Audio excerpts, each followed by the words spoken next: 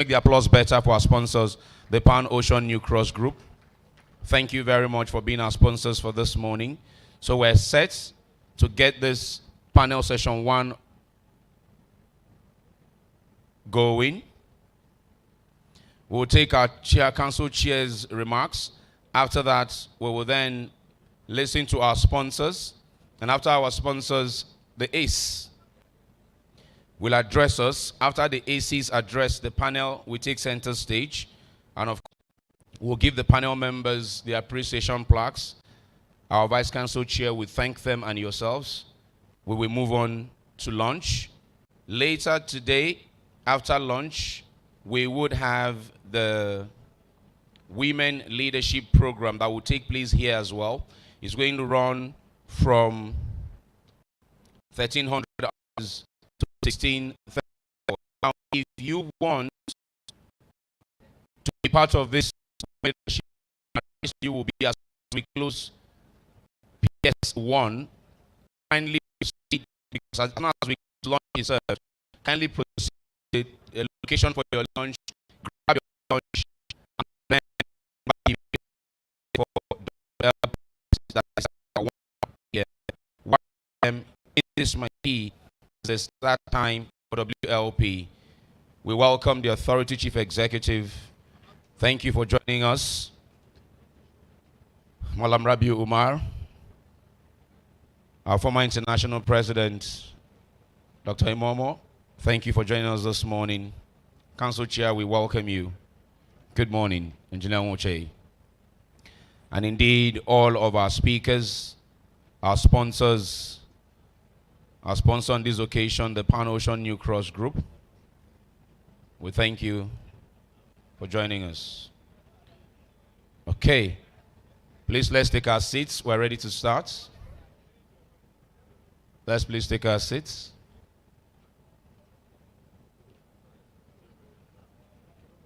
Thank you very much. Please let's take our seats. Thank you very much. Thank you, thank you, thank you.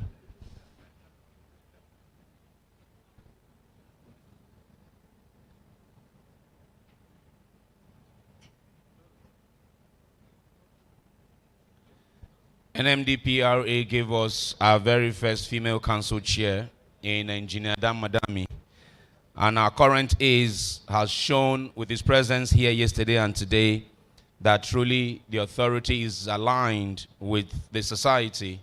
And we do not take your presence here for granted, sir. Thank you again for joining us. Good morning. Welcome. Please let's give him a round of applause. Thank you very much. Distinguished ladies and gentlemen, without much ado, let's go into panel session 1. First off, again, please, your phones, kindly turn them to silence and vibrations at this time. We greatly appreciate it. Thank you very much. Let's welcome our council chair for his opening remarks. Please welcome Engineer Francis Moche, FNSE.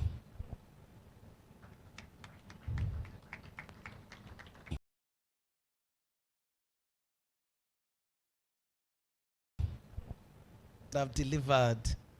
It's the distinguished speakers that have delivered. It's not me at all. And I'd really like to say I really appreciate them. And for them, I'll just let you know that they know. We battled in the evenings heavily. Some of the former BO council chairs knows. But I just want to say a really big thank you to all our supporters, all our sponsors, all our attendees, all our delegates. You have all been instrumental in making this a success. So I'll start on existing protocols. Today we're looking at the panel session 1, policy in practice, aligning fiscal strategy, foreign investment and local content for suitable growth in Nigeria. Morning, distinguished guests, esteemed panelists, ladies and gentlemen. On behalf of the Society of Petroleum Engineers Nigerian Council, it's my pleasure to welcome you to this panel session 1. In line with our conference theme, Thriving in the Evolving Global Energy Landscape, Collaborative Growth and Resilience, there could hardly be a more fitting topic to begin our technical discussions than policy in practice. The reality is that Nigeria does not suffer from a shortage of good policies, and we all know that. We have developed sound frameworks, enacted landmark legislation, and articulated ambitious strategies for growing our energy sector. Yet, too often, the outcomes fall short of the intentions. So the question that I'm going to ask, really, the questions I'm going to ask before us, therefore, is not whether we have policies. The question is, why do good policies so often fail to become good practice? And in my view, there are three major areas which I'll talk about. The first is inconsistency. Inconsistency. Investment in the energy sector is measured in decades, not election cycles. And when policies, fiscal terms, or regulatory expectations change unpredictably, when regulatory expectations change unpredictably, what we see is that confidence then declines in people investing. Capital also becomes more expensive, like we see all around us, and investment goes elsewhere. That's what happens. I always sit in my office where the leaders keep on trying to explain to others that capital has wings, it moves. And people just feel no way that we have an entitlement to capital. And they always add that if you don't create value, the capital will move somewhere else. So, the second is fragmentation. Policy succeeds only when government, regulators, investors, operators, service companies, financiers, and host communities move in the same direction. When institutions work in silos or pursue competing priorities, even the best policies lose momentum. And third is the execution gap.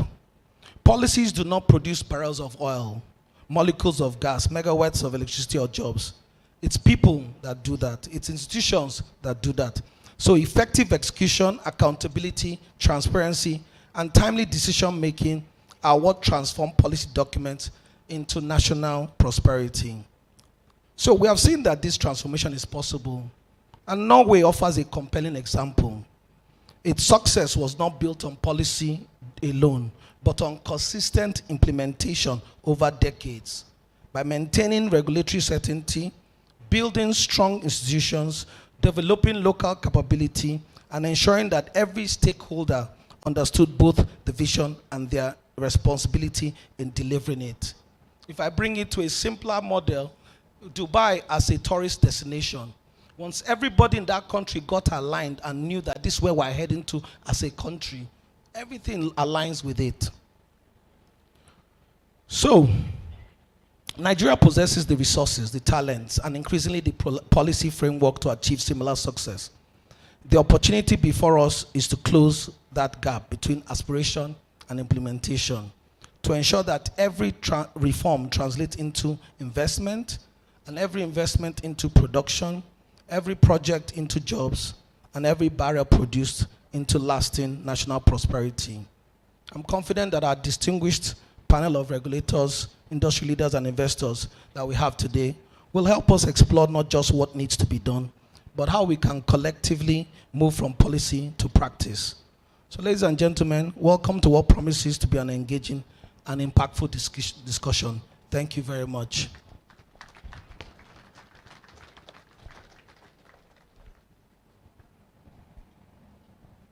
Thank you, boss. Thank you.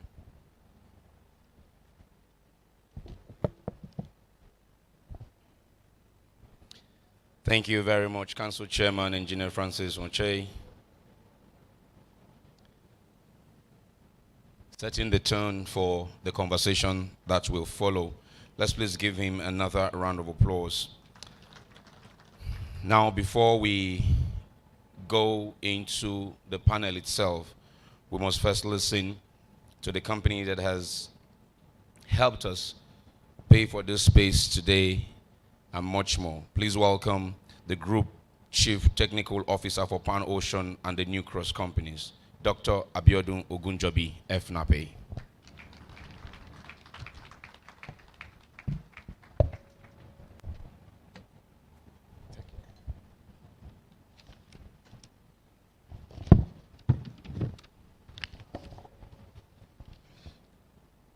Good morning, distinguished guests, the chairman and executive of the Society of Petroleum Engineers Nigerian Councils, representative of government and regulatory agencies, esteemed panelists, captain of industry, colleagues, ladies and gentlemen.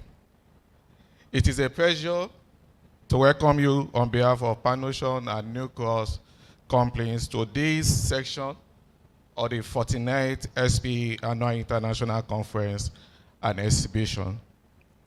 We are honored to sponsor this important section and also to support the conference that has consistently provided platform for thoughtful leadership, technical excellence, and meaningful dialogue within the Nigerian energy industry. The theme of this year's conference, Thriving in the Evolving Global Landscape, Collaborative Growth and Resilience, reflects the realities of today's energy sector. All over the world, our industry is navigating changing market dynamics, evolving technologies, shifting investment priorities, and increasing expectations around sustainability. In this environment, resilience is no longer simply about adapting to change. It's about building the partnership, capability, and policy framework that enables long-term growth. This brings us to today's panel discussion, Policy in Practice, Aligning Fiscal Strategy, Foreign Investment, and Local Content for Sustainable Growth in Nigeria. The topic is both timely and significant because the true value of policy lies not only in its design, but in its implementation. Sustainable growth depends on creating a competitive business environment that inspires investors' confidence, attracts long-term capital strength, strengthen indigenous participation, and deliver lasting value for the Nigerian economy. At Panocean and New Cross Company, collaboration is embedded in our operations, and we continue to strive our growth, resilient, and long-term business success. Our group brings together complementary strengths across the energy value chain through Panocean Oil Corporation Limited, New Cross Petroleum Limited, New Cross Exploration and Production Limited, New Cross Energy Limited, and NewX. We have built an integrated energy business that combines operational excellence, technical expertise, and innovation. We position ourselves strategically to support the energy future of Nigeria. We are privileged to partners with NNPC Limited and appreciate the continuous support and enabling role of our regulators. Together with our host community and the industry stakeholders, we have partners to continue to demonstrate what can be achieved when sound policy, strategic investment, and local capacity works together. Across our operational acreages, PMF 55, 56, and 57, NUCOS has strengthened to grow in production through disciplined operational and technical excellence. We have been delivering important milestones from our producing field in Ekulama and Aruba. In the gas sector, our facilities have achieved recorded field gas delivery to the domestic market, reinforcing our contribution to Nigeria's domestic gas value chain, enhancing energy security, and supporting Nigeria gas commercialization. We are equally committed to grow in sustainability through initiatives such as Vapor Recovery Unit and the operation of our Ovade Ogafe gas plant. We have improved our operational efficiency while reducing our carbon emission. Through our newest company, we are also investing in a cleaner energy solution that complements Nigeria's evolving energy mix and support a practical, inclusive energy transition. Our experience and reinforce an important lesson. When fiscal policy provides certainty, investment follows. When local content is supported with genuine capacity development, indigenous companies thrive. And when government, investors, operators, and community work together, sustainable growth becomes not just an ambition, but an achievable reality. While we are here today, as proud sponsor, our journey reflects many of the issues that will be explored during these sections.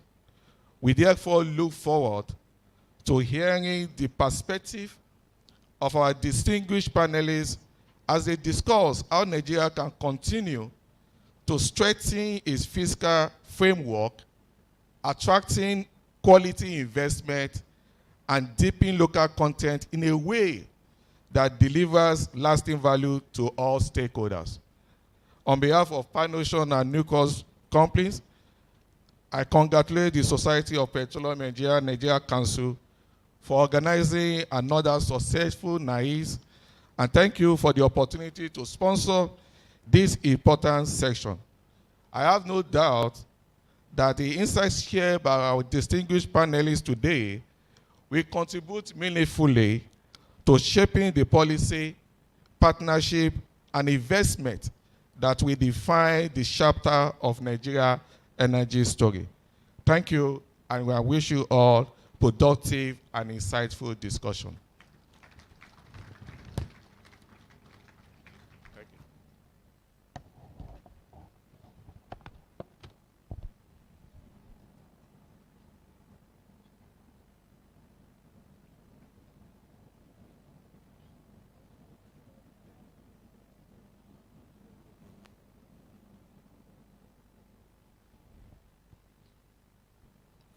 All right, thank you very much, Dr. Abiodun Ogunjobi Efnape, Group Chief Technical Officer for the Pan-Ocean and Newcross companies. Please give him and his companies a round of applause again. Thank you. Okay, so we're talking policy in practice, and our sponsor has reminded us that where there is certain level of certainties that businesses would come, and the mid and downstream sector has experienced that in recent time with the level of investments that has come and is making us net exporters of refined products.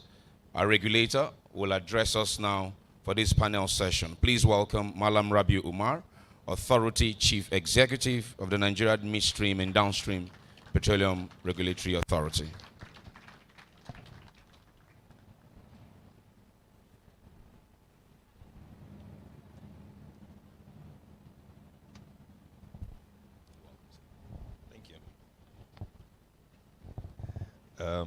I'm back here again. Distinguished ladies and gentlemen, the chairman of SP and distinguished members, distinguished guests, ladies and gentlemen, once again, good morning. It is my pleasure to deliver this goodwill message at the opening of this important panel session. I commend the Society of Petroleum Engineers Nigeria Council for creating a platform that moves the industry conversation beyond policy formulation to the more demanding task of policy implementation. The theme, Policy in Practice, Aligning Fiscal Strategy, Foreign Investment and Local Content for Sustainable Growth in Nigeria, is both timely and fundamental to the future of Nigeria's energy. Nigeria does not lack policies, as we have heard over the last 2 days. There's nothing new that we need to talk about. The only thing we need to talk about is execution. Absolutely nothing We have all the ideas, we have all the technology, we have some of the expertise actually. The only thing we need to talk about is how do we execute.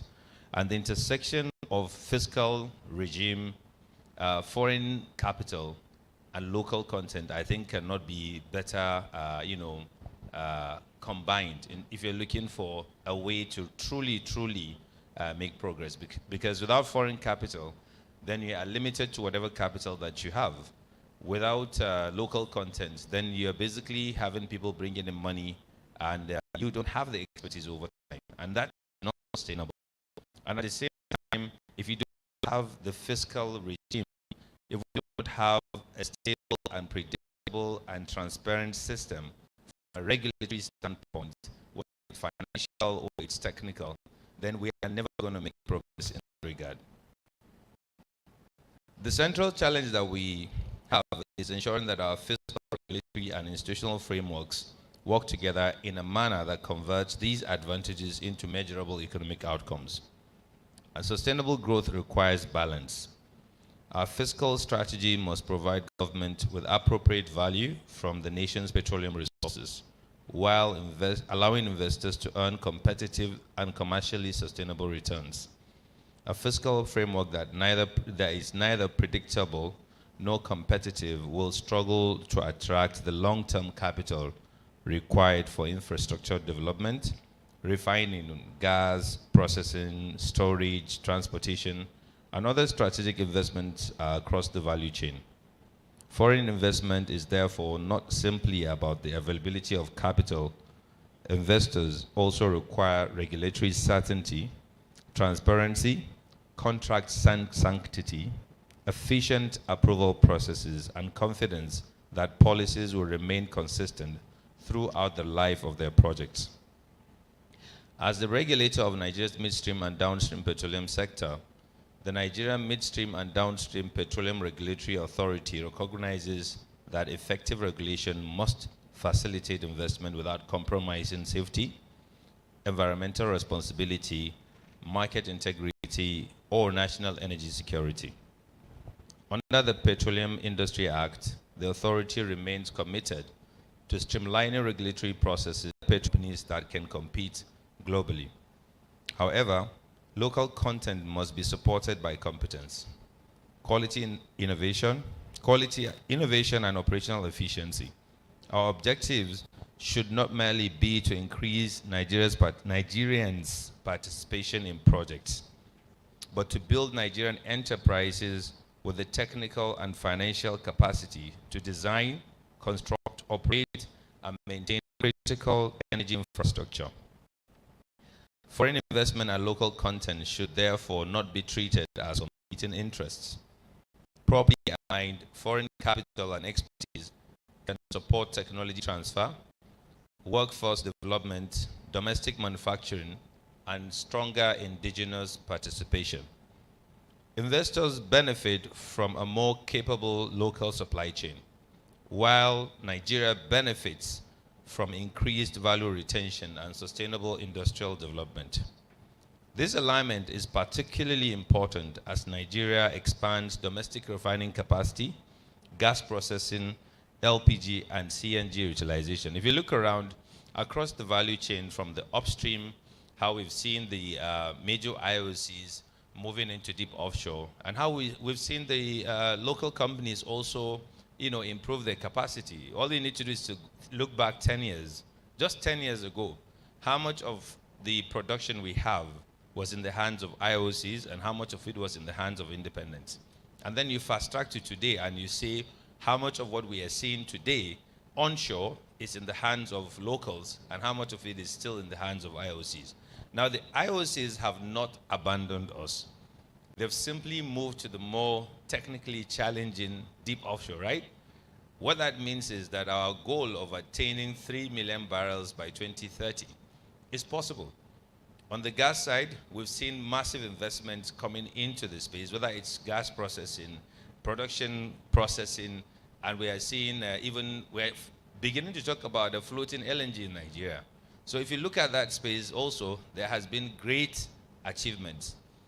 Recently, I think we've seen a record that we have not achieved in a while of 1.7 million barrels achieved. And we can only, everything is looking up. Whether you look at crude oil production, you look at gas production, you look at even the infrastructure development and the kind of capital that we're attracting into the sector, I think everything is looking positive.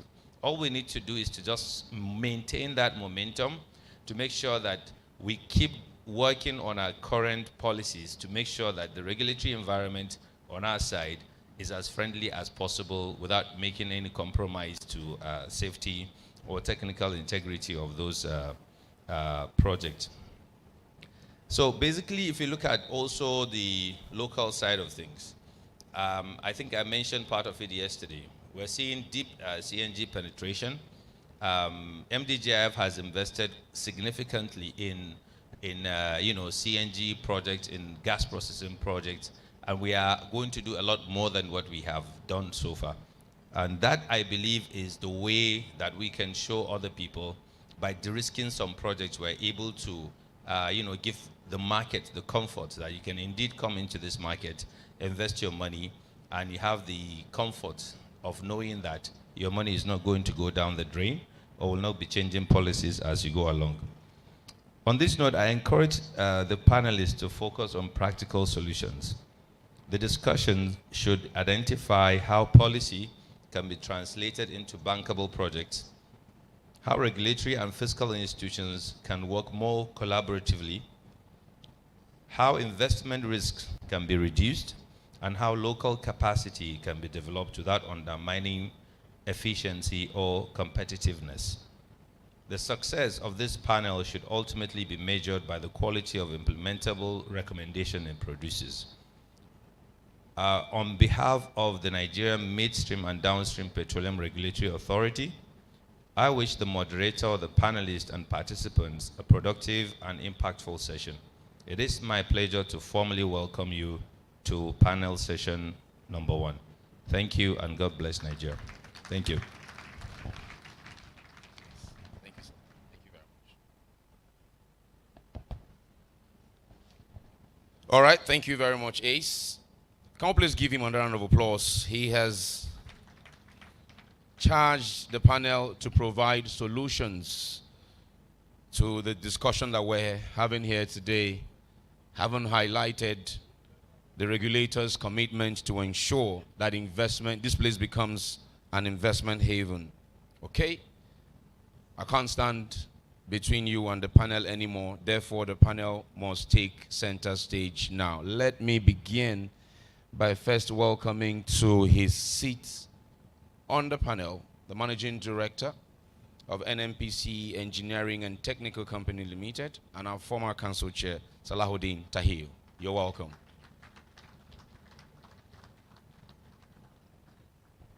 The second one there, sir. Thank you.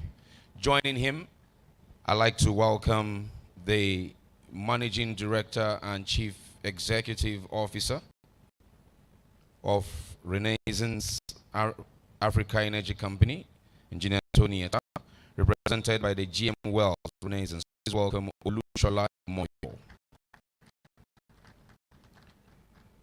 Joining Salahuddin and Shola, I'd like to welcome the Deputy Managing Director, Total Energies EP Nigeria. Please welcome Engineer Victor Bantele, FNSE. Joining them is Managing Director and Chief Executive Officer of Midwestern Oil and Gas Company Limited. Please welcome Engineer Elozino Olaniyan, FNSE, and a fellow as well, Society of Petroleum Engineers, and you're welcome.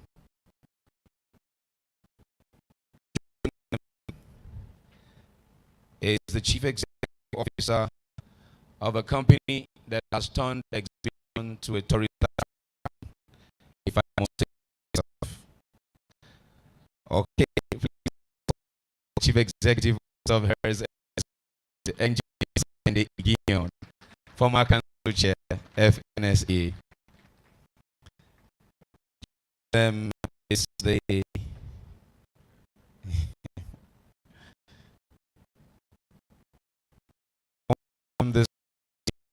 Affairs Officer of Chevron Nigeria, Mr. Olushola Odusedo. You are welcome, sir.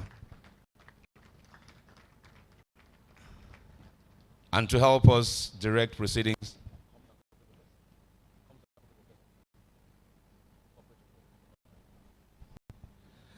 okay, so to drive the conversation for us, one of our BOTs and former council chairman and partner at Zera Advisory and Consulting, please welcome Engineer Joseph Wakwe, FNSE.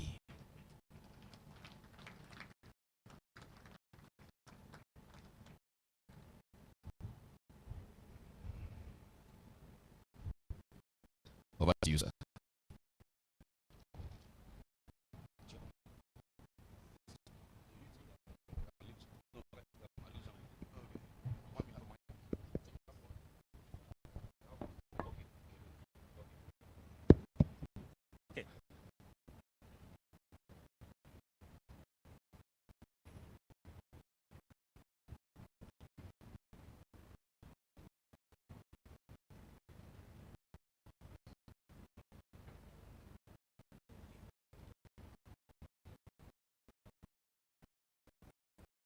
Morning.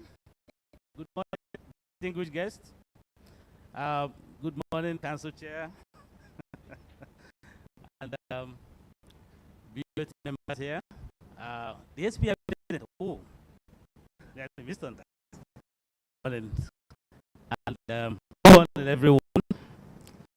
I will just have some introductory remarks here before we kick off. It's indeed a pleasure to moderate this session for me. I will start by saying that as a country, as an industry, we've made a lot of progress. And just listening to the council chair and listening to our regulator, you get the sense that our problem is not policy, right? Everybody understands that. Our problem has been how we implement policy. I will give us some sense of how we got to where we are today as an industry. The 15 years before 2015, investments dried up in our sector. We used to do an average of between 23 to 25 billion dollars as an industry only. To that, years before 2020, it came all the way down to about $10 billion. So that meant that we were watching the ball as it dropped. Now we've started we've seen last few years what we've done, the PIA, and the PIA will be in a few days. I think it's August 16th. So today, we are going to talk and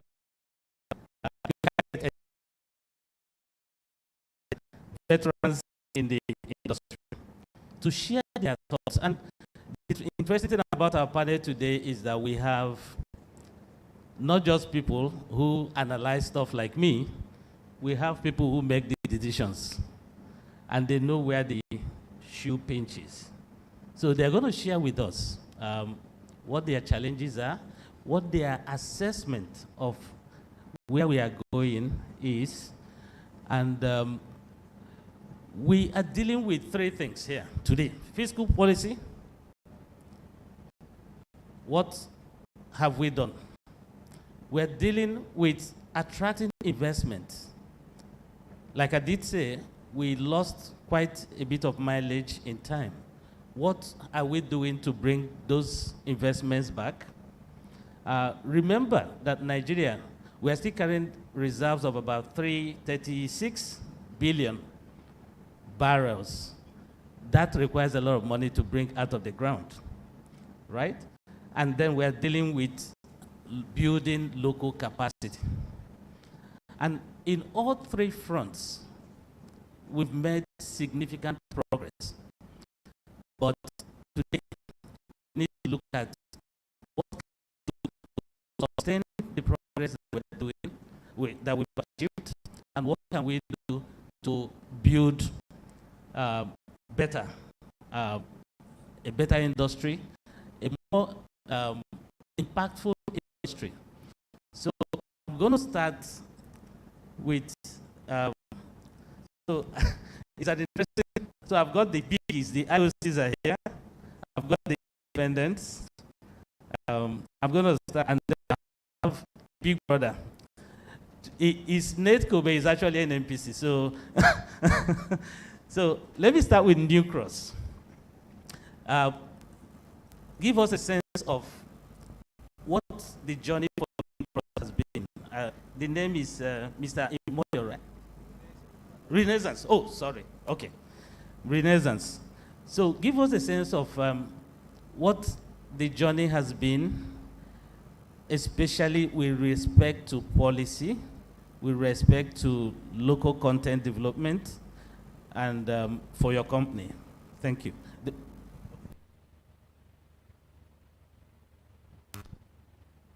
Hello?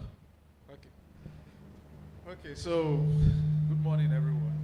For Renaissance, if you're actually looking for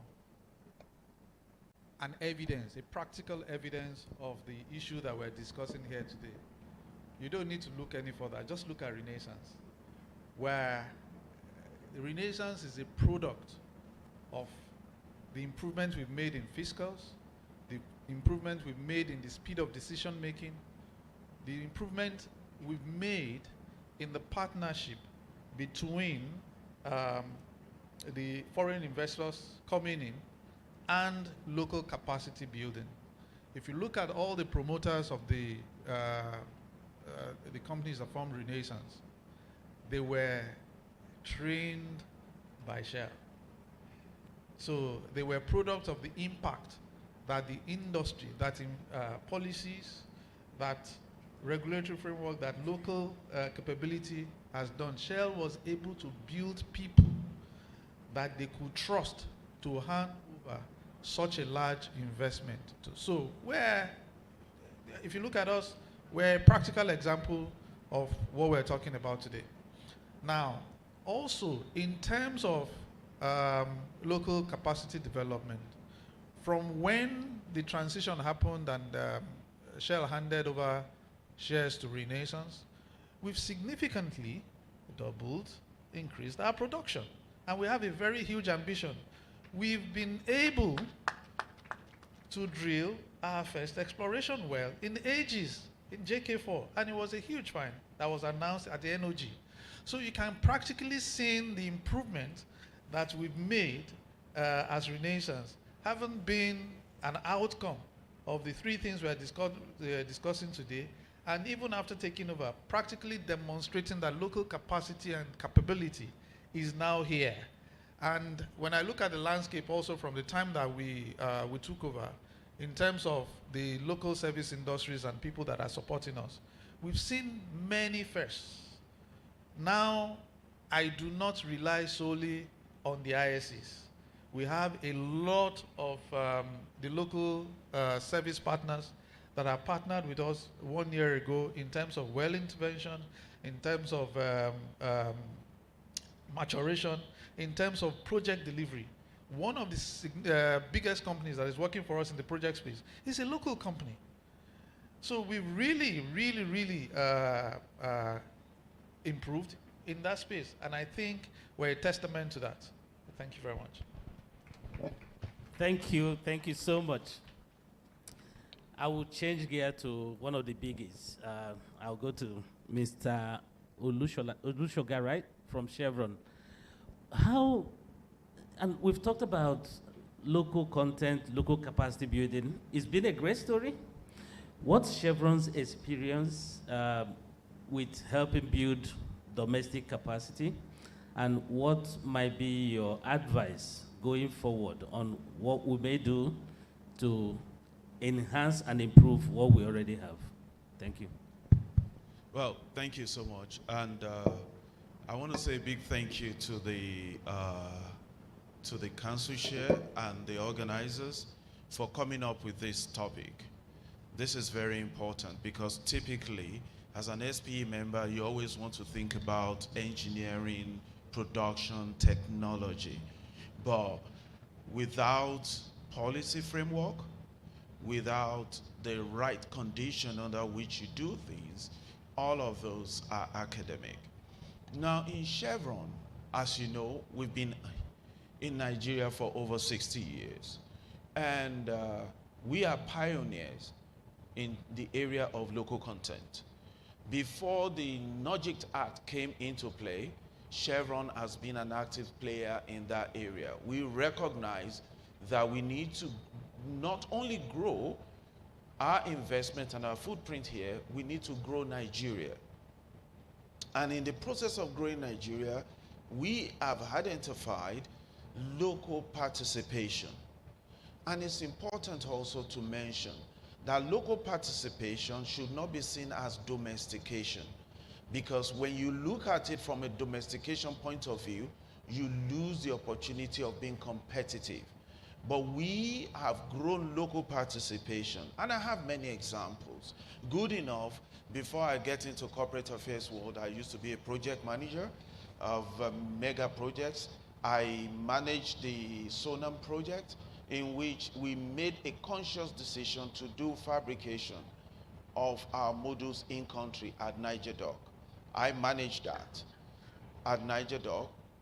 What we did was to partner Niger Dock and HHI, who are the foremost engineering and fabrication and installation company. We partnered them. While HHI was doing the detail engineering, a portion of it was being done by engineering companies in Nigeria, but all the module fabrication were done in the Snake Island at Niger Dock. From the beginning till we sail away, the integration was done by a joint team of Niger Dock and HHI. That is how you grow local capacity. Another example is Agbami. During Agbami, we develop capacity, local capacity, and there are companies like Marine Platform today that are working beyond the shores of Nigeria. Chevron, we developed marine company, we provided financial backing for them, and we provided capacity interface with foreign companies that are very technically good so that they can take on. There are many other companies in our shelf area. There's a lot of contractors today. The bulk of our flow line work, pipeline work, many of the work we're doing today, they are being done by local contractors. But it did not come easy. It's a journey. And it's a journey that we gradually build. And it has its own cost implication. But we in Chevron today, we pride ourselves with growing local capacity, and many of them are working for the Renaissance today. We are working for Total. They are working for many other indigenous companies. And we're so proud that we were able to develop them. Thank you. Let's be generous with the claps. Okay, thank you so much. That was very good. One thing that, as an industry, I did say we've made some progress. Investments are coming back. The question really is, how do we strike a balance between our policies, fiscal policy, for instance, the investment policy, trade and investment policy, and our local content policy? Where is the meet? Where is that juncture where they meet and they deliver the most value for Nigeria and for our partners? I'll come to Mr. Bandele.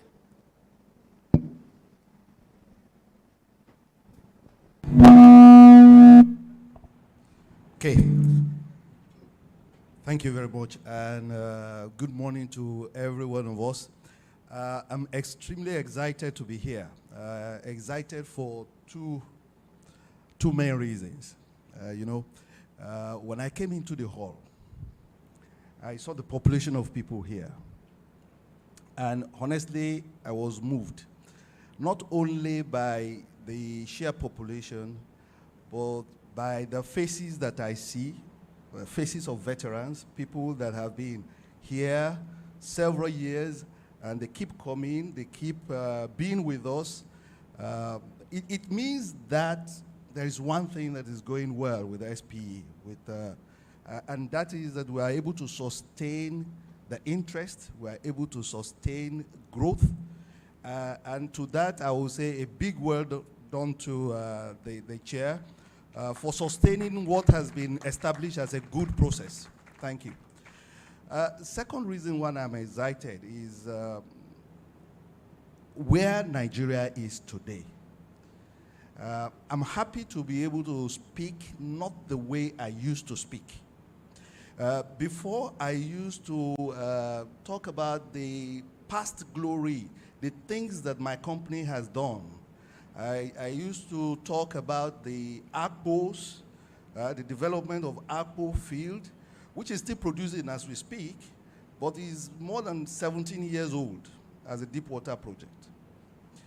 I used to talk about our capacity as Total Energies to do Egina, which was the last deep offshore project executed in Nigeria in 2014. That project was first oiled 2018. And since 2018 today, we've not put on stream another deep water project. So you see the barrenness over the period. But I'm happy today to speak about projects that have been matured because of the shift in processes. We know it that there was a shift in the incentives for natural gas production. That was 2023, 2024, recently. So what did you see Total Energies do? We took FID 2024 on Ubeta. Ubeta project is ongoing as we speak. I think it will be one of the projects that have had the highest content of local content because we have so many local Nigerian companies that are participating on Ubeta, and the Ubeta should be on production by next year. So, incentive improved, project sanctioned, and project will be delivered. I think this is the trend that we are desperate to see in Nigeria. Today we're working on concluding the FID on IMA project with our partner.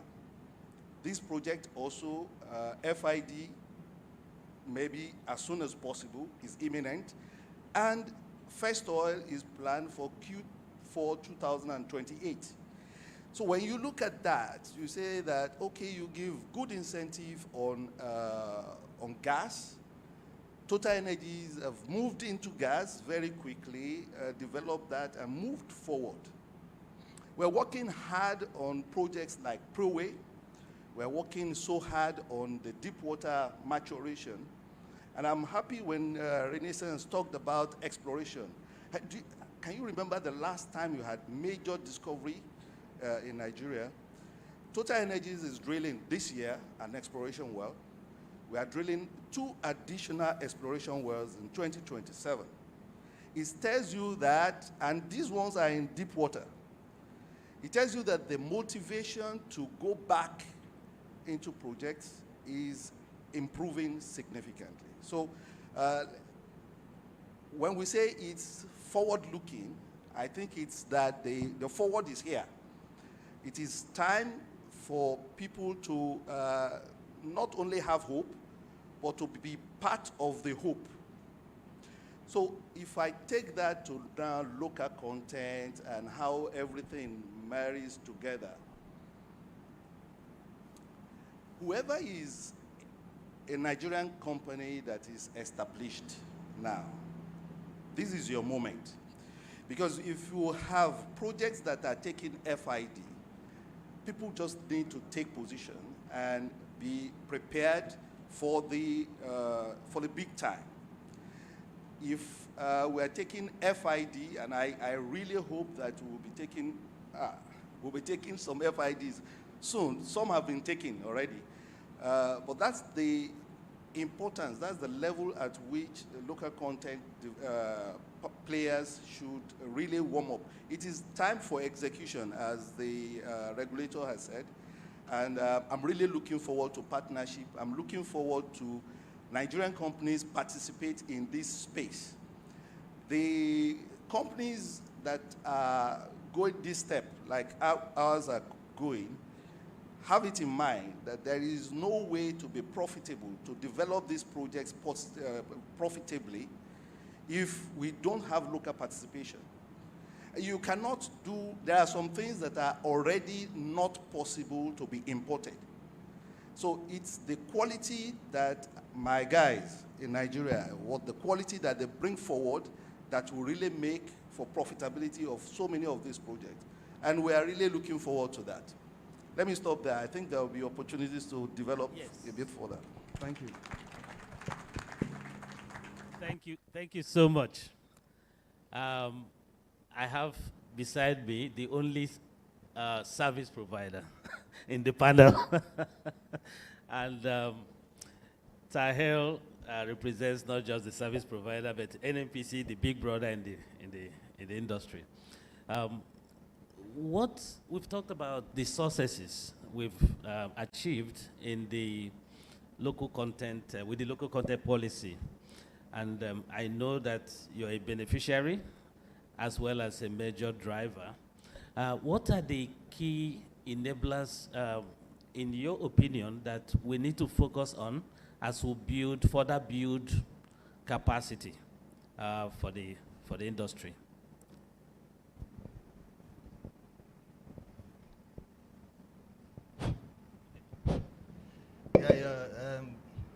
Thank you, Mr. Moderator, for pointing out the obvious. You know, when my brother, Mr. Bandele, spoke about the opportunities, you know, I was going to fever pitch.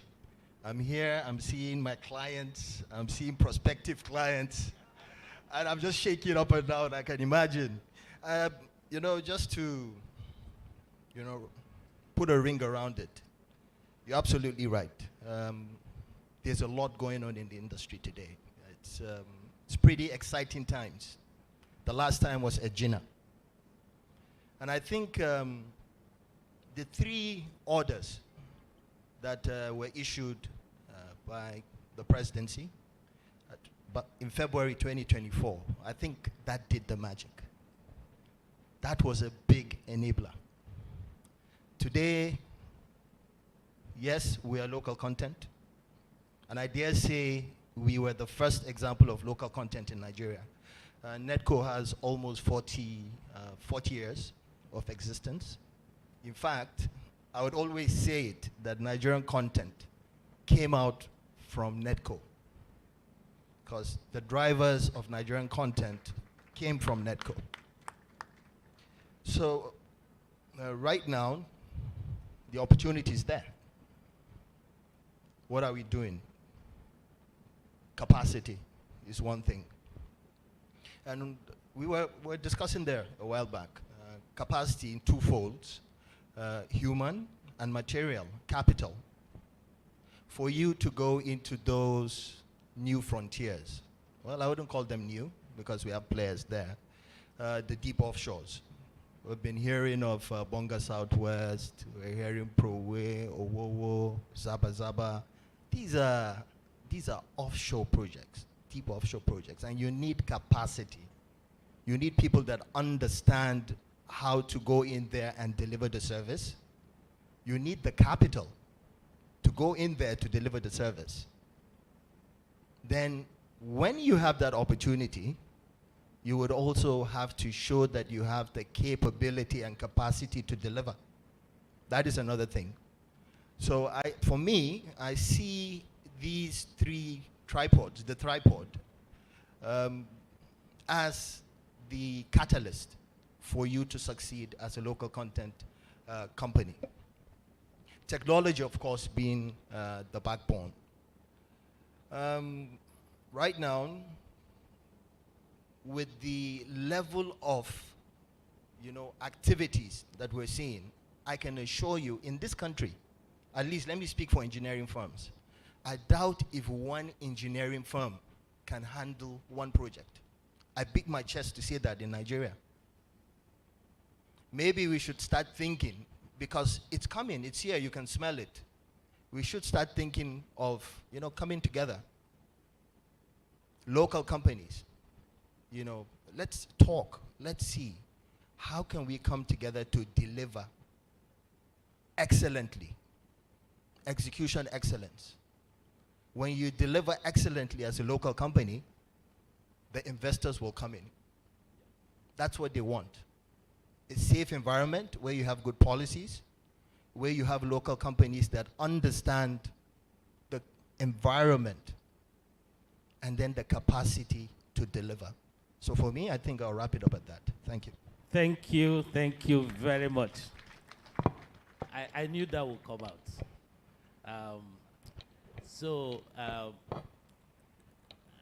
I have a background in well engineering, and many years back, we had the big service providers. So you either bought from Baker or Halliburton or Schlumberger.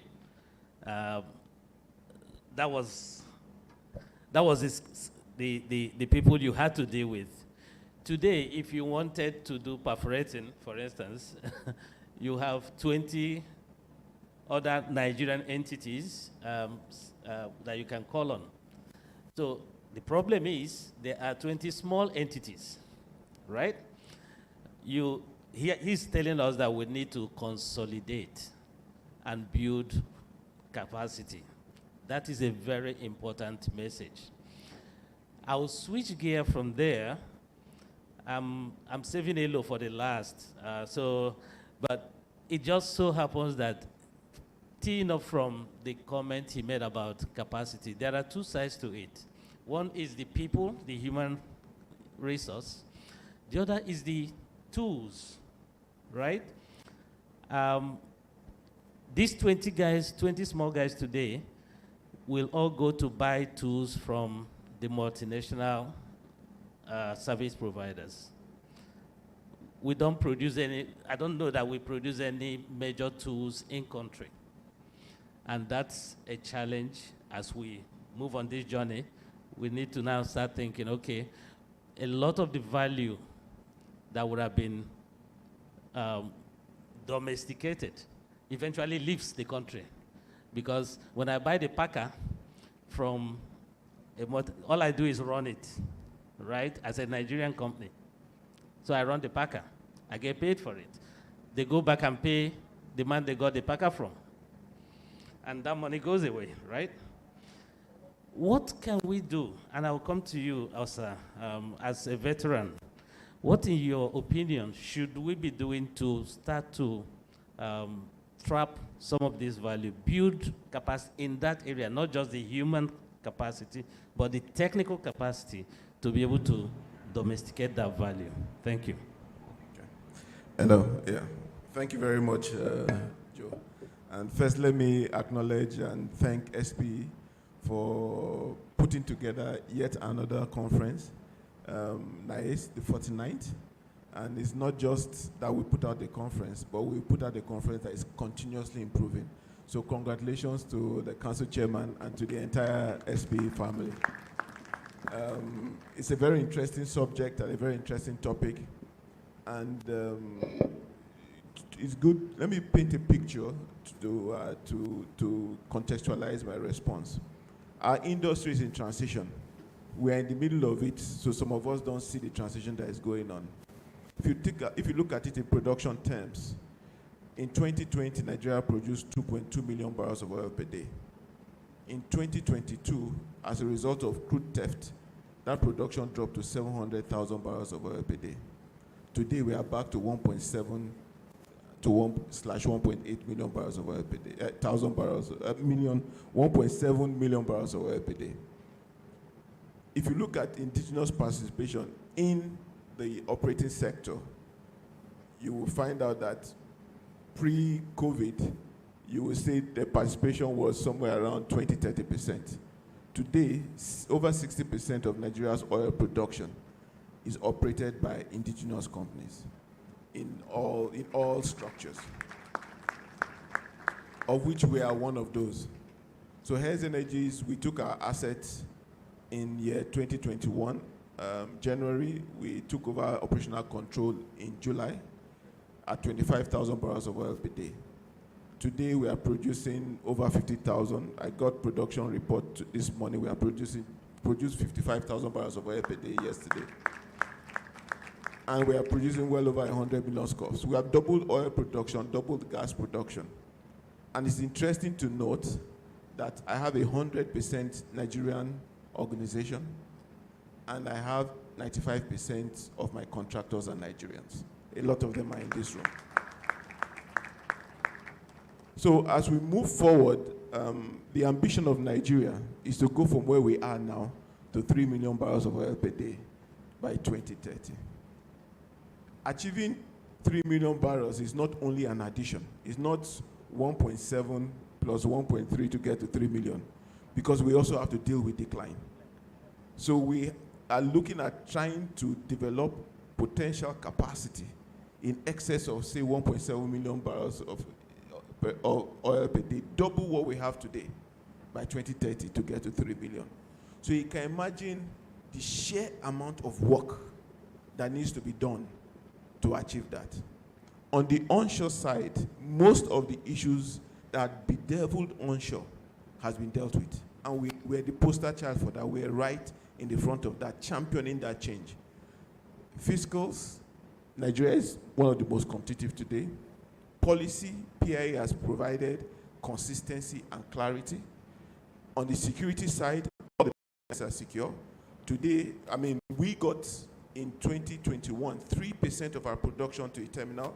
Today we get between 95 and 100%. My SVP of production, who has close to 40 years experience in the industry, the first time we got 100%, he said in his career, this was the first time he has gotten 100% terminal delivery in his entire career. And that is the progress we have made. With community, PIA provided clarity and a framework for recognizing the community and bringing them formally and legally and constitutionally into the frame of being recognized. And you can see that the restiveness in the Delta has calmed. We have not lost a barrel in over 5.5 years due to community action. Yes, there are occasional conversations, as they say, even the teeth and the tongue will quarrel, but we resolve them. And so we are seeing an environment that is a lot calmer, and that provides the foundation for us to move forward. The conversation is to grow 1.7 million barrels in a space of 5 years plus. What is missing? And I can tell you that the capacity to execute that kind of work program or the programs is something that we really need to think about structurally. I think the operating of the business has been thought through. Yeah, we have enough indigenous participation, because you can see that the difference in our industry is that the indigenous participation in the operating piece is to provide a lot more drive to get to the ambition. We need to work on. If I look at the service sector, I think you will see that it's a number of factors. The first factor is fragmentation. There's too many companies doing single objectives. They are small and they have not scaled. So just as the same way you have now indigenous companies of scale, companies that are saying they want to produce 500,000 barrels, companies that are saying they want to produce 100,000 barrels, indigenous companies, independence, that it was not ever thought possible. We have to start having the equivalents of those of the equivalents that we have in the operating sector, we now have to start building them in the service sector. So some consolidation, some strategic consolidation will be needed. The second thing is going to be definitive funding to catalyze that scale. Because the whole point is that what the service sector does is that the oil operating sector is doing money with the service sector's business. So for the service sector to be able to deliver that, they have to be capacitized and funded to do that. I think that is the second factor. And the third factor is then industrialization. We cannot build packers if we don't produce steel. So there is an ecosystem that will underpin the practical domestication of the manufacturing, which will be underpinned by the wider industrialization of the country. There's more to say in this, but I will yield at this point for my back to the moderator to take on. Thank you so much. Thank you, strategic consolidation, very important. You talked about funding. You talked about reindustrialization. I think we were industrialized at some point, right? And then we got deindustrialized. So the country needs to be reindustrialized.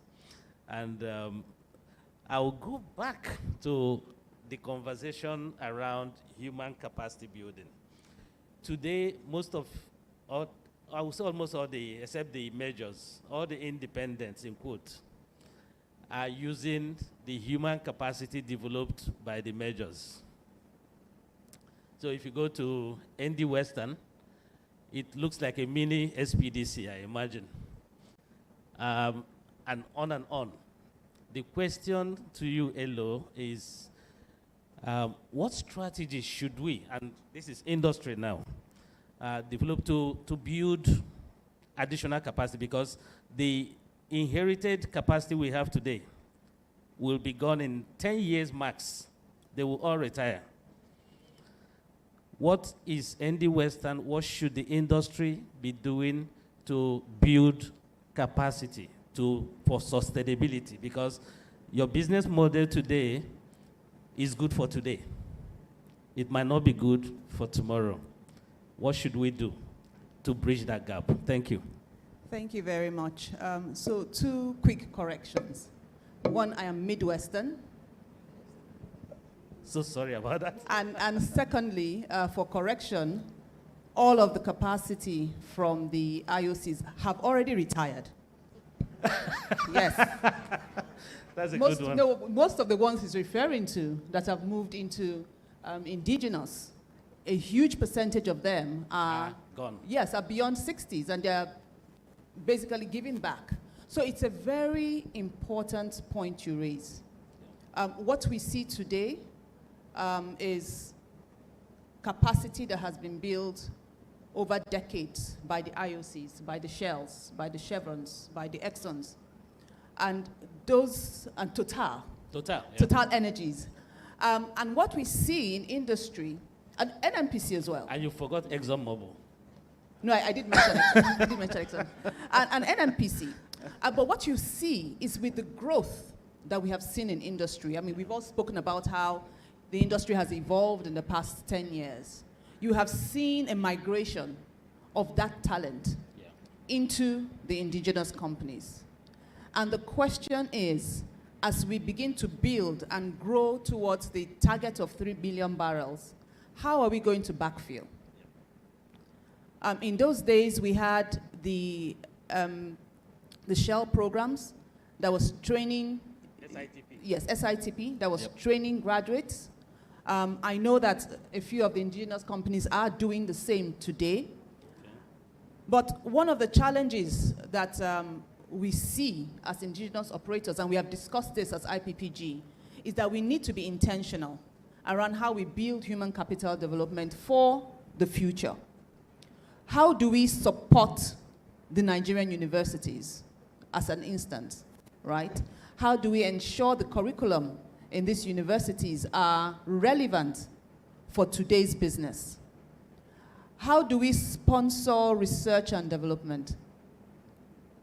How do we ensure that the schools that are being set up today by some of the producers, that when these students graduate, they actually find work to do.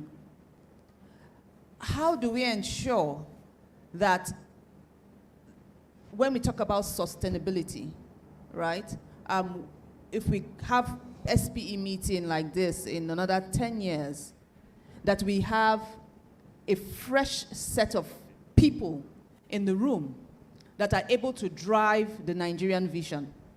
When you look at the vision, some of the strategies that we have in place in Nigeria, when you look at the net zero emission, we're talking 2060.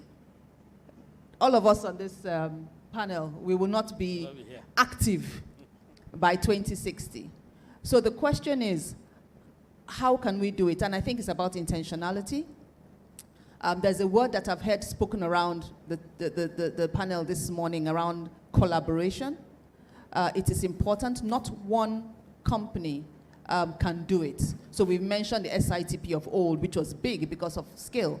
But as you come into smaller units, how can we all collaborate to say, we will have this kind of training, these are the needs, not just any generic training, these are the needs that industry has today. And we intentionally actually put our money where our mouth is to ensure that we are actively training. The last thing that I want to mention is around mentorship, because you cannot run away from that. All of us here are all products of mentorship.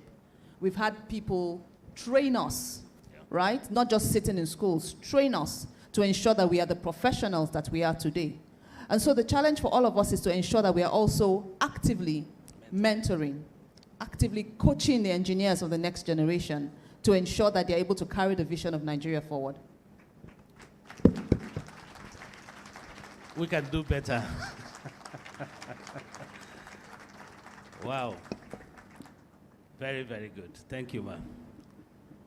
We need to mentor our young ones. We need to collaborate to build capacity. And that resonates very strongly with me. You know, so we've looked at the local content, we've looked at capacity building and all of that. The elephant in the room is, where will the money come from? Okay, and 3 million barrels of oil per day is going to require a humongous amount of money to put in the tank. So I'm going to start with us, because I think they've worked the investment attractive funding type of part. He probably has the freshest. So what in your view, experience, what the investment that we should do to make Nigeria a more investment destination? Thank you. Thank you very much. I think, if you don't mind, can I add a little to Elo's previous response? I think we face a country crisis that is not very evident. So if you look at the industry today, I mean, our oil production provides the foundation for our financial and energy security, the two planks on which any nation stands. And over 60% of our production today and growing is managed by independents, Nigerian independents. I dare say there is no Nigerian independent that has succession plan for his chief executive or for his top C-suite. That for me is the biggest risk that we are facing. Then you talk about succession plan for his technical specialists. The value in my company, most of it comes from technical specialists who are leading the innovation which we are using to deliver. Then you cannot talk about the mature engineers before you talk about the graduate engineers. So I think that whilst we have across the board replacing and building capacity with urgency around business management and technical specialists is going to be the key.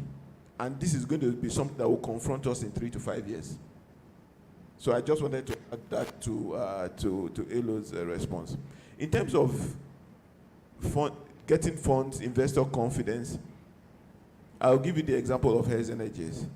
So when Hess Energies acquired OMS 17, our asset, which was bedeviled by every challenge you can think about, is, for those who don't know, we sit right in Port Harcourt. Around the airport, we have a field. In Obigbo, we have a field. Even on Agbada, even on Aba Road, we have wells. So all the issues that you can think of in the Delta crystallizes, because next door to our wells, there are people's homes and businesses. So be it security, our lines were bunkered, be it community challenges.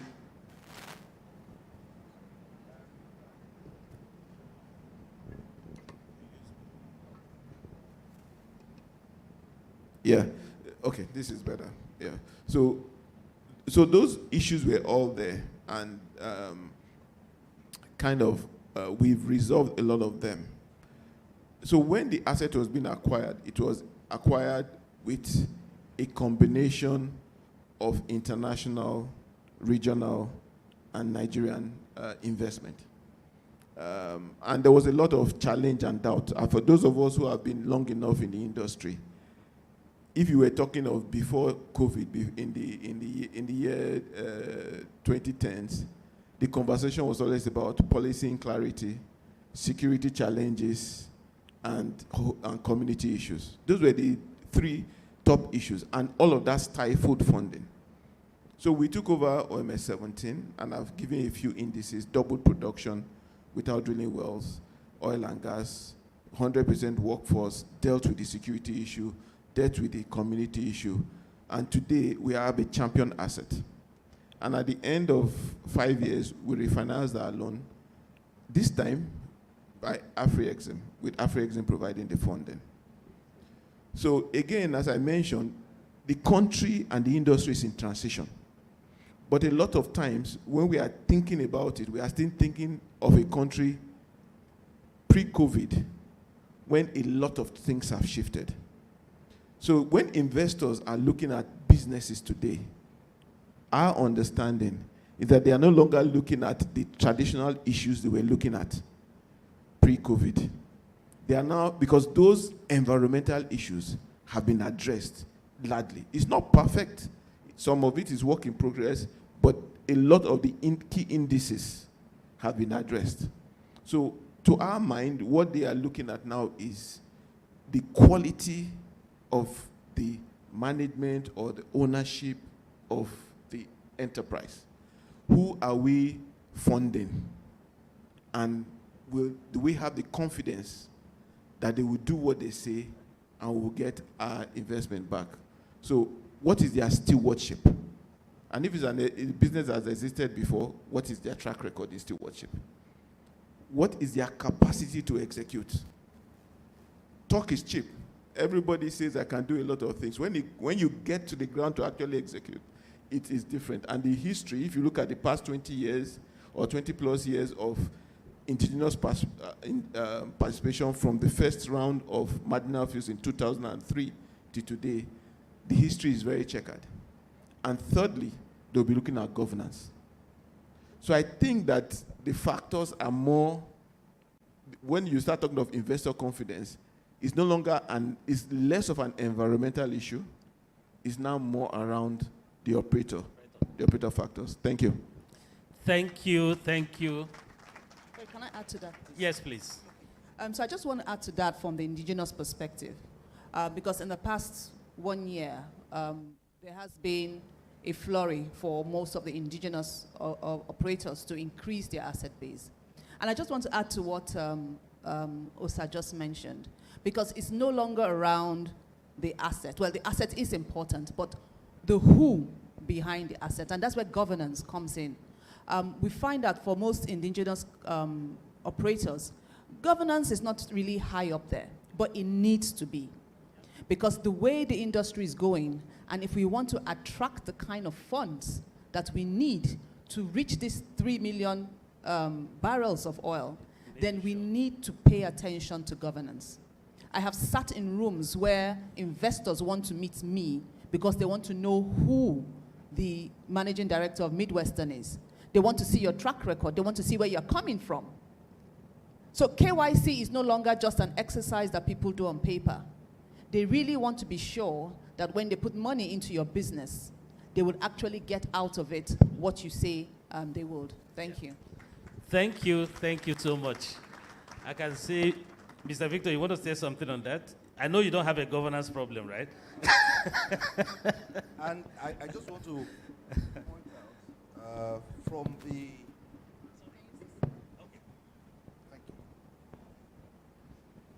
from the IOC perspective, where we're looking at funding and the situation we were in before and where we are today. You know, when fiscal terms are improved, when there is more visibility, the way we go to challenge for funds, we are empowered in a way. So in my case, to get Prioway kick-started, I faced a lot of competition. There is a significant competition these days from within Africa. So my project is placed side by side with Namibia, with Uganda, with Angola, and so there must be enough room to maneuver this competition. And so the funding comes out of you've really beaten others to it. And honestly, one of the significant ways that we fought and we get so much, or we get this funding to drill exploration well, to do this, is the outlook of the country. When the country outlook is better, honestly, you get more interest of the stakeholders to put their money on it. It's the same for the parent companies. It's the same with our partners. Sometimes we have partners that are very silent. You don't know that they are really involved, but their capacity to bring their funds is so dependent on the healthiness of the country. And this is affecting us very positively today. We are perceived to be in a healthier situation than we were a couple of years back. Thank you. Yes, please. Can I jump? Oh, okay, let him take a turn. I think this is one of the most interesting questions you've asked. Everybody wants to say something, and I would just like to share the Renaissance experience. March 2025, when this transition happened, immediately what we experienced was that technical partners abroad stopped dealing with us. You call up a service contractor, he will tell you, his OEM says no, I don't want, I'm not sure I want to come to Nigeria. The people, the technical partners, the international service contractors that were freely dealing with Shell just started, pulling back. And we had to come together as a management. What do we do to this? And my CEO said, look, we're Renaissance. Nothing has changed. The only thing that happened was that Shell transferred shares. The business was going on. It was a profitable business. And so what could have caused this is the doubt about this has now become, in quotes, that Nigerian company. Yeah. And contractors, our service partners were almost telling us, you have to pay me upfront. No. Over the last 1 year, what we found is that when we go to conferences now, investors are outside waiting to meet with our management. Why? Because we've demonstrated over time integrity, we've demonstrated delivery, performance. We've delivered safely, we've delivered on our promises, and now we are attracting investors. Yes. So at that time, they were doubtful, But they've seen now that the quality of management that we have has not changed from what we had in Shell. They've seen that ethics and compliance has not changed from what we had in Shell. They've seen that our track, we've even increased in, performance. So investors are looking for all of these things: governance, ethics and compliance, integrity, and the quality of the people behind business. Thank you. Yeah. So I'm sure you don't want to say anything on this. So, because you okay, please. I can just share from my little experience. Yes, I'm on the service end, but everything you're saying about governance is actually right. So we try to seek for collaborations, right, with OEMs, original equipment manufacturers. And one of the first things you get is, we know you're a government entity, you know, and there's that lukewarm attitude. But we have to go the extra mile to mention that, look, yes, it's a national oil company, but we're in a different clothing. Today, we're a private limited company. And yeah, long talk, after due diligence and so on and so forth, they get that comfort. So governance in any business today, ESG is very critical, especially when you're looking for financing. Those financings, the people that have that ability are offshore. Yes. And that is what they sleep and eat, you know, ESG. So it's very critical. And I agree with you. I'm going to just stay, don't put it off, stay there a while. So I get worried. I'm watching TV, and National Assembly is saying NNPC, there's 210 billion missing, right? If you Google today, NNPC, just Google NNPC. If you see 10 stories, you're probably going to find that 7 to 8 of them have to do with corruption, that word. Now, whether real or imagined, right, it doesn't help the country's perception internationally. We might think we are holding each other to account, right? But this news filters out. Somebody somewhere in Houston is Googling NNPC, right? And it's 210 billion is missing. How can, and when you dig in a bit, for people like us, you first say 210, how much do they earn, right? What's the size of the balance sheet before 210 can disappear, right? Is there a gap that we are not communicating as an industry, that we are not explaining things to the stakeholders well enough for things like this not to bubble up to the point where it kind of undermines our reputation as an industry and as a country? I'll start with you on that.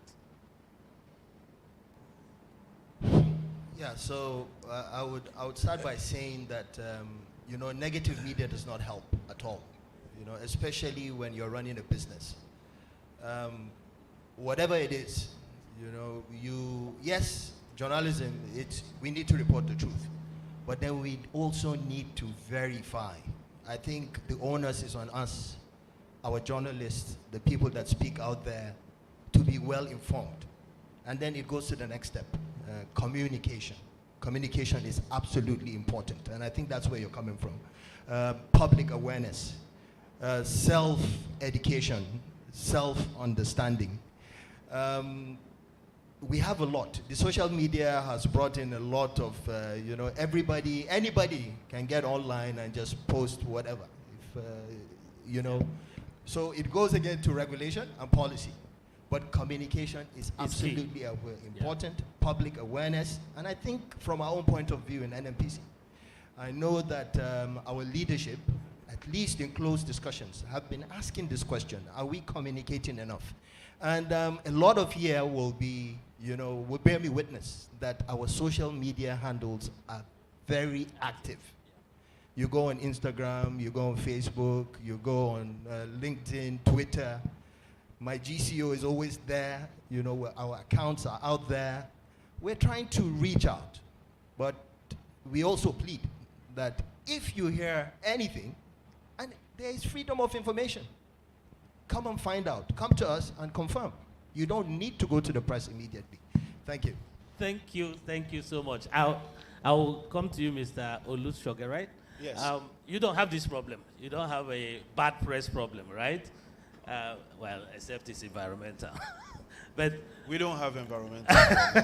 I'm just, so I would like to get your perspective on what we might be able to do as an industry to manage our image a lot better. You've got significant exposure in this area, so we would like to know. SP, by the way, has been doing a lot educating the press and the media, but can we do more? So, thanks. Before I get into that, I really like to touch on a little bit around what my brother from Total talked about in terms of the country outlook. In order to peel the onions very well, we need to understand that investor community is looking at predictable, consistent policy. Investment decisions is not based on last year's policy that will change next year. And that is an area where I think the Nigerian government is doing very well, and we need to give them credit to that. There's been a lot of executive orders that has even refined what the PIA has said in order to ease investment. The current government is also trying to listen to the investor community to understand what do we need to do to grow more investment. When you go out to many of the forums internationally, you see government officials talking about investing in Nigeria, communicating about Nigeria, what the environment looks like, what is the landscape, what is in need for them, what are those fiscal incentives the government has been able to put in place to attract investment. That is where the area of communication comes into play. And I'll tell you something about communication. You should not allow people to define you by what they think you are. You need to go out there to let people know who you are and let them assess you based on what you say you are.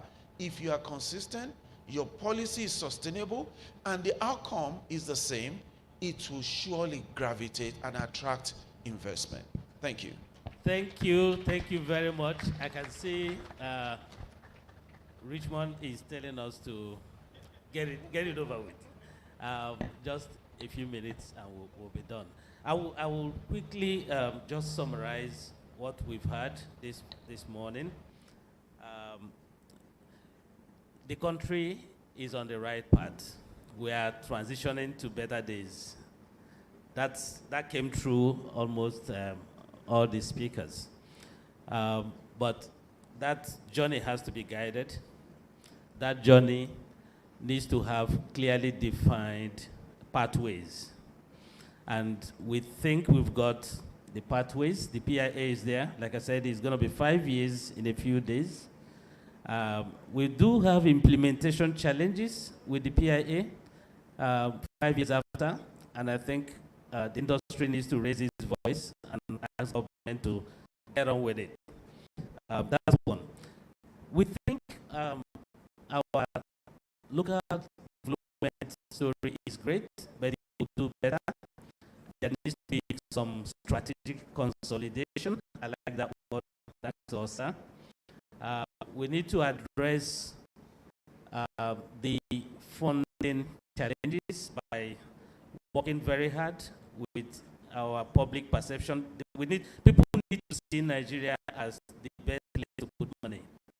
The targets that has been set are massive, and it's going to require massive sums of money to achieve. We don't have that money in here, so it has to come in from somewhere, and people need to believe that this is the right place to put their money. So consistency in policy is required. We need to talk on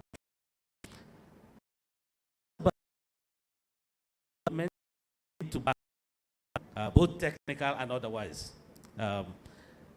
We have to take governance And we heard it from people, the independents.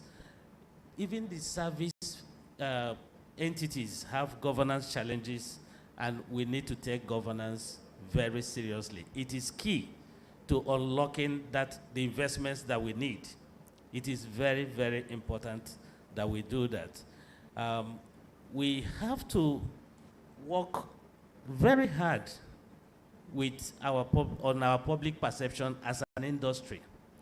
We are not communicating enough, and where we do communicate, we are not asking the public what they need to know. We are just singing our praises, and it's almost like we are self-glorifying ourselves, right? We need to communicate better. This industry and the country has a perception problem, and there's a risk premium associated with that we need to address.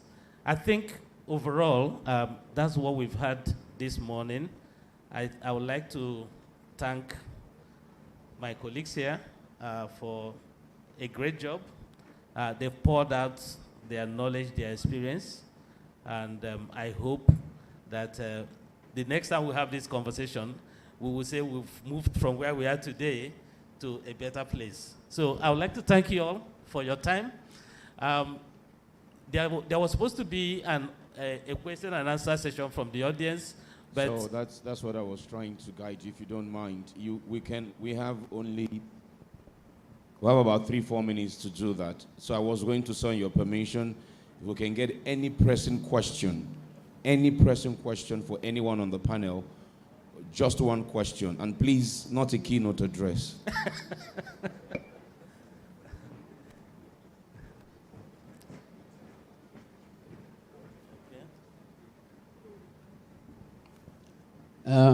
Thank you, sir. Babs Oyene. I'm a veteran, and I don't regret that. I joined this industry, we were producing 2.76 million barrels. Now we are 1.2. And I see a challenge in terms of somebody saying there's no collaboration. We are all managing risk, but the operators, especially the independents, they're not communicating. And I think Eleanor said that. And I'm asking why. When you are sharing a common risk and you don't meet. In the North Sea, there's been decline over time. Every 3 months, all the operators meet. So why are you guys not meeting? Just meeting socially at SPE. Because that's the only way to find a solution. The 3 million barrels is a problem. It is not possible at current rate. My focus is that we can't be producing 5 million barrels. But we are not near that. So what's the challenge? What's your problem? So thank you. Okay, ladies first. Thank you for that question. And it is a reality of the business. And I see that you're sitting beside one of my cluster members. So we say that collaboration is a challenge for us as indigenous. But for us as Midwestern, we have been able to overcome that significantly. So where we operate, we call ourselves a cluster. There are around 5 of us in that cluster. And what we have done is to enable business for ourselves. So shared infrastructure, shared risks, and it has helped us. So from the time we got our assets over 20 years ago, all of us in the cluster, we can be seen to be one of the most successful of that bid round. Now, you don't see that across the rest of the industry. You still see sole heroes trying to do it by themselves. And the fact and the truth is that the business is so expensive to run. Infrastructure is more or less not available. That for any indigenous to say they want to run it on their own, you will be running very huge costs, very huge UOC to do that. So the answer is collaboration. For my in Midwestern, we are doing that, and we have seen the benefits of that. We have seen how that plays into our profitability. We have seen how that plays into our sustainability. We talked here about governance. We have seen how it has attracted investment to us, because today we can show solid balance sheets over years of production because it is enabled by this collaboration. So it is a problem, and my challenge to all indigenous operators in the room today is that if you are not collaborating, either by way of your upstream production, by way of your gas evacuation, by way of your water disposal, or by way of your evacuation of your crude to the terminals, today is the day to start thinking about it, because there's somebody you can do business with to make your costs come down. Thank you. Thank you. So, if I can just add a bit to that, at least I'm the, call it the oldest or the most senior indigenous independent here. So I'm not speaking on behalf of the chairman of IPG, but as a senior member, I can say. So there is collaboration. The conversation is that there needs to be more, and it needs to be deepened. So at the top level, there is most of the independents are part of an organization called IPPG that started many years, over 10 years ago, and it has grown.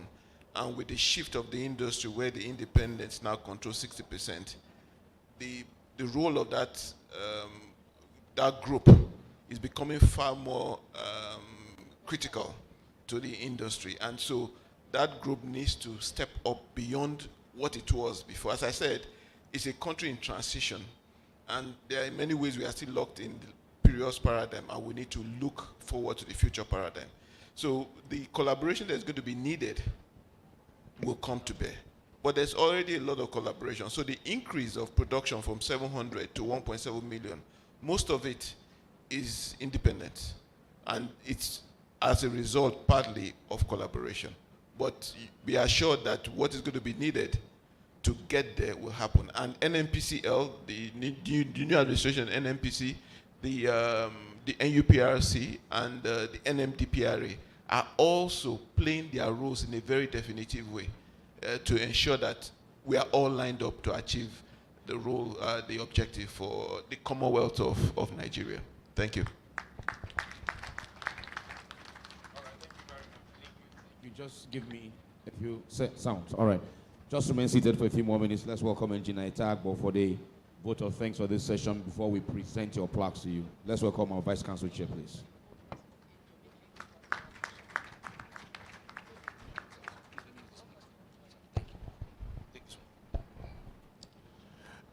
Good morning, everyone. So you asked for a panel session to discuss policy in practice, and if you have the program of event, just put practice in bold, right? To discuss policy in practice, to align the fiscal strategy for foreign investment and local content growth. The SPE Nigerian Council, under the able leadership of Engineer Francis Muche, ably sponsored by Pan Ocean and New Cross companies, delivered a master class. So we want to thank Chevron. Interestingly, that's our parent company, for Engineer Francis Muche. Thank you. Thanks to Hess for setting the scene. Thanks, Elo. Yeah, I mean, your voice, you were the only lady on the platform, but I don't know if it's the cadence of the delivery, but the voice was, and thanks, Victor. Thanks a lot and we're looking forward to the projects that are coming up. There's something Osa spoke about with respect to scale, especially around the service providers, where we have this silo mentality, this single service mentality, where you have, smaller service companies delivering just single services. We've really got to think about it. How do we compete in a project the size of the one you're bringing, to the table? How do we compete? We've got to think about it. I've taken it in my notes, and I can tell you, we've not dropped the ball, right? And you're going to hear from us very soon. Thank you, Renaissance. You're doing fantastically great. I'm sure the OEMs are responding to you now. You've doubled the production. The question is, why were they not producing Shell? Why were they not opening the wells? You've done it. Netco, the oldest service company, yeah? Put your hands together for them. We've had a lot of discussions around how to collaborate, especially to break this silo service mentality. Yeah, we're going to deepen it and take it forward. Partner advisory, Zera Consulting. Thank you very much. You started by setting the entire scene of where we are with respect to fiscal strategy and what we need to do, how we need to get it well. And I'm sure the panelists did justice to that topic. And to us, everyone here, the delegates, thanks a lot. We would not have been speaking to an empty hall, but your presence here enabled the discussion. I'm sure you were able to bring out the content of the discussions from all the panelists. Thanks a lot. Put your hands together for yourselves. Thank you very much. And thank you, moderator. MC, I'll leave you with the rest of the administration. Thank you very much. Thank you. Thank you. Council Chair, please, if you can come present the plaques to them. Thank you. Let's begin presenting the plaques. First off, we would give to Salahuddin. Salahuddin, thank you for the insight that you brought and the honest answer you gave to the issue around communicating better as an industry and as companies. Thank you very much. Next, we'd like to say thank you to Engineer Tony Atta, as represented by Olushola Imoyo. Thank you very much. Yesterday we were told that certain banks didn't want to deal with an independent until later. Now we hear some OEMs, they want to deal with another independent until later. We're making progress, bottom line. So thank you. Thank you, Victor. Thank you so much for giving us the perspective of your company. I think you're one of the only integrated IOCs now in Nigeria. I think you are. You're fully integrated downstream, upstream, and all of that. So, okay, Chevron is too. Okay, yeah. I mean, you're doing the EGTLs and also, yeah, midstream too. Don't mind me. I take that back. I stand corrected. But thank you, Victor. Thank you so much. All right, we want to say thank you to the MD CEO of Midwestern. Thank you, Elozino. Thank you. Please give them a round of applause. The moderator asked a question around what the council chair, please, what the council chair would call change of guard from many years ago. I'm aware that NAPE is trying to partner with SPE and likes to come up with some academy that will replace what Shell used to have in, is it SITP? Fantastic, yeah. So thank you, Ogausa. Thank you so much. Please step forward and receive yours. Thank you so much. Thank you. And of course, Olusoga Odoselu would be completing its Chief Corporate Affairs Officer for Chevron. Thank you. Our moderator, we're not leaving you out. You will step forward after the Chevron CCAO to receive your own plaque of appreciation as well. So if NAPE reaches out to you as an association or an individual or a company, I'm sure you can do well to work with them. They're going to partner with SPE, they told me, and many others. Yes, Partner Zero Advisory and Consulting. Diokwa Joseph, thank you so much. Well, ladies and gentlemen, remember the dinner on Wednesday for Council Chair. Are you leaving out of the picture? Lady and gentlemen, please, picture, please. Remember that on Wednesday, the dinner, you can gain access for 30,000 naira. Buy that ticket at the registration desk. At 1 p.m., we'll be back here for the Women Leadership Program. However, I had said if you want to grab lunch is between 12 and 2. So if you want to come back for WLP, my advice would be proceed to lunch once it's 12. Grab lunch on time so you can come back here for WLP at 1. WLP will end at 4:30. And then there will be the exhibition draws. The exhibition draws will take place sometime between 3 and 4. The exhibition chair will communicate. If you visit the exhibitors with the card that you have and interact with each of the exhibitors, it qualifies you to win a business class return ticket, courtesy of Airpiece, an iPad, a laptop, and a mobile phone. Well, we will see you back here at 1 p.m. for the Women Leadership Program. Lunch is served again from 12 to 2. If you go for lunch after 2, you just might meet an empty buffet stand. Thank you all very much. Richmond Osuji is the name, and I'll see you shortly.